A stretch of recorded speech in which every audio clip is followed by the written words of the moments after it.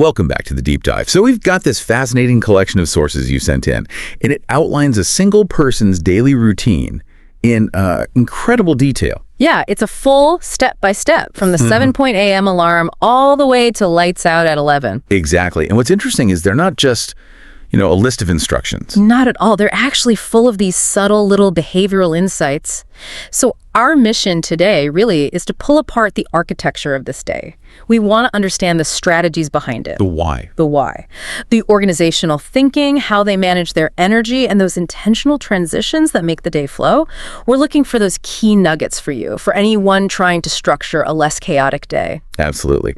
This routine it's a great template. It's clearly designed by someone who values efficiency and, I think just as importantly, their own peace of mind. And it all kicks off with that alarm. So let's dive into that first, often hardest part, mastering the morning transition. That's from about 7 to 8:30 a.m. Okay, so 7 a.m. hits.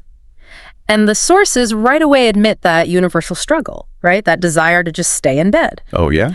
But what's fascinating is the strategy they use. They don't just, leap out of bed demanding productivity from themselves. No. The sources describe a very deliberate physical action, sitting on the edge of the bed and stretching their arms. It's a physical interrupt, isn't it? It just breaks that inertia. The sources even say it helps them wake up slowly. It feels methodical, not shocking. Right, because the actual shock factor comes next. In the bathroom. Exactly. So after brushing their teeth, they wash their face with cold water.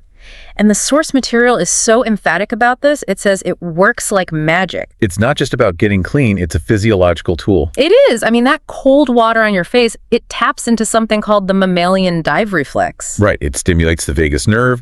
It sort of helps regulate your heart rate, your nervous system. It's basically a zero-cost, immediate neurological reset. A reset that tells your body, okay, it is game on, and it does it without needing that immediate hit of caffeine. It's about flipping a physical switch.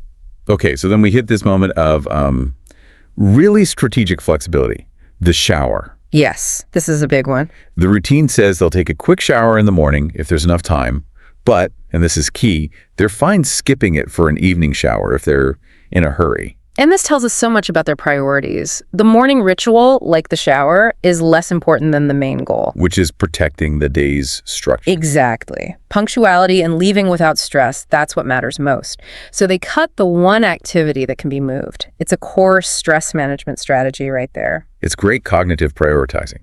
You're saving that precious morning time for things that have to be done then. So after that decision, they get dressed, usually in comfortable clothes, described as simple but, nice and clean. And then comes the fuel. Breakfast is simple, it's reliable, eggs, bread, and fruit. And then either tea or coffee, depending on the mood. And this is where the routine gets really clever. The sources say breakfast is intentionally used to catch up on what's happening. It's a multitasking moment. Yeah, they're checking messages, maybe reading the news. It turns what could be passive eating time into active information gathering. They're optimizing that time, so they're informed for the workday before it even begins, without needing a separate, scrolling block later. Let me just push back on that a little bit, though. If the goal is a calm, stress-free start, doesn't loading up on news, which is often pretty anxiety-inducing, kind of undermine that? That's a really valid point. I think the implication here is that this is controlled exposure. It's not a deep dive into social media arguments. It's more like targeted information gathering. Scanning headlines, checking key messages. Right. And the time constraint of breakfast actually helps. It limits the exposure. You get informed, but not overwhelmed. That distinction is everything. Controlled versus compulsive. Okay, so that organized morning brings us to the 8:30 a.m. departure. Let's move into the next phase. A stress-free departure and commute. Right. And the motivation for leaving at 8:30 a.m. is so important. They like leaving on time specifically so they won't be stressed. The sources even call it a good habit. So why is that little 30-minute buffer so critical? I mean, why is avoiding that time pressure more valuable than, say, 30 extra minutes at home? Because stress is corrosive, especially morning stress. When you start your day racing the clock, you trigger a cortisol response. And that anxiety, it doesn't just vanish when you get to work. No, it bleeds into your first few tasks. It impacts your focus. For sure. So by building in that buffer, they're investing in their cognitive capital for the rest of the day. It's like cognitive insurance. I love that. Cognitive insurance. Yeah. So once they're on their way, The sources say they use the commute to listen to music or podcasts to make the trip more relaxing. Which again reinforces that this isn't just travel time, it's a transition period. And for you, the listener who's interested in quick learning, the sources offer a really specific tip here. The English podcasts. Exactly. They highlight listening to English podcasts as a great way to practice. It turns that unavoidable dead time into a chance for, passive learning. It turns mechanical time into mental optimization. So now we've arrived. Let's get into section 3. The workday, from 9 a.m. to 5:03 p.m. Absolutely. And the moment they get there at 9, they establish a clear starting line. First tasks are always checking emails and planning the tasks for the day. The sources are really explicit here. It's to stay organized. But why that specific timing? Why plan at 9:00 a.m. instead of, say, the night before? Well, planning the night before is great, but planning at 9:00 a.m. lets them assess the immediate reality.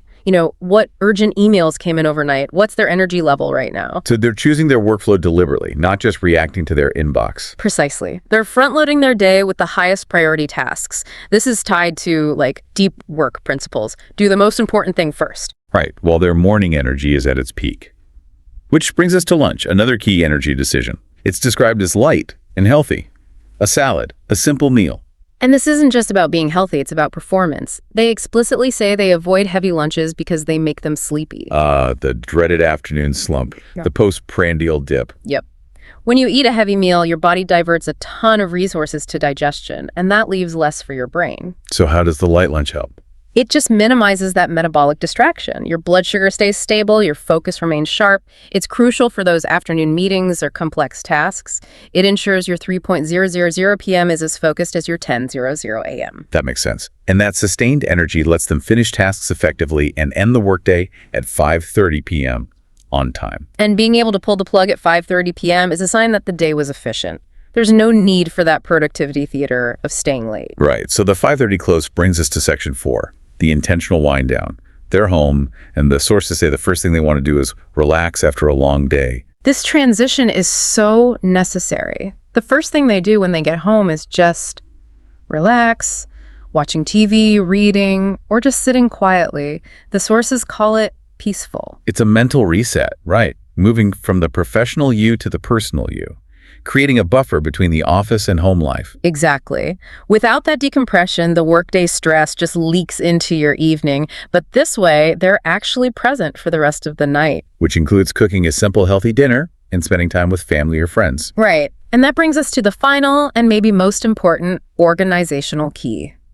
The night routine, around 11:00 p.m., they shower, brush their teeth, and this is the big one, they prepare their clothes for the next day. The linchpin of the whole system. Absolutely. The sources explicitly say preparing clothes helps them stay organized. It seems like such a tiny thing, but it eliminates that decision fatigue we were talking about. In the morning, you have a very limited amount of good decision-making energy. For sure. And you don't want to waste it on what shirt should I wear? By setting out the clothes, they're removing a point of friction. They're offloading a future cognitive demand onto their current, less tired self. It's an investment in tomorrow's clarity. That's a perfect way to put it. The success of this whole routine really hinges on these small, intentional choices. The cold water, the light lunch, preparing the clothes. It's all designed to manage energy and cut future stress. And what this template shows you, really, is that a smooth 7:00 a.m. start doesn't just happen. It totally depends on the strategic choices you make at 11:00 p.m. the night before. The organization for tomorrow starts tonight.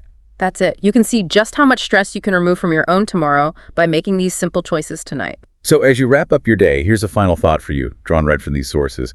What single preparatory step could you implement tonight? Just one thing to remove that morning stress. Is it planning your first task for tomorrow, or is it as simple as setting out your clothes? The deep dive is done, but the organization for a calmer tomorrow starts now.